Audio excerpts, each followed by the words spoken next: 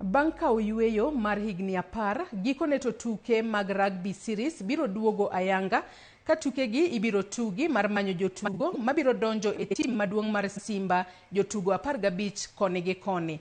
Tukego biro kelo kanyakla timbe 4 mag yawuoyi gi mago magin Buffaloes mawuok e kaunti ma Kakamega, Cheetahs mawuok Nakuru, Lions mawuok e boma ma Nairobi gi Rhinos mabende wuok Nairobi ka mano mar Wakeini ibiro tugi gi timbe mag Eagles kaachiel kod Jaguars.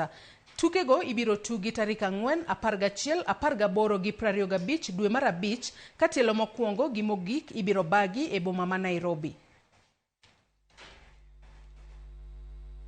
We are thrilled to bring it back to life and to provide a platform for our top players to showcase their talent on the national stage once again.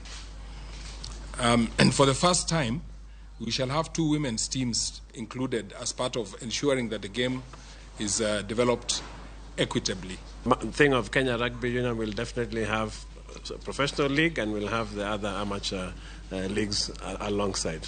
So we are growing. We are late to the party. Rugby turned professional in 1995. We're looking at 2025. That's how far back we are, but it has to happen. So this is the first step. So by the time the games are going on, we'll definitely have sponsors because we already have very interested people.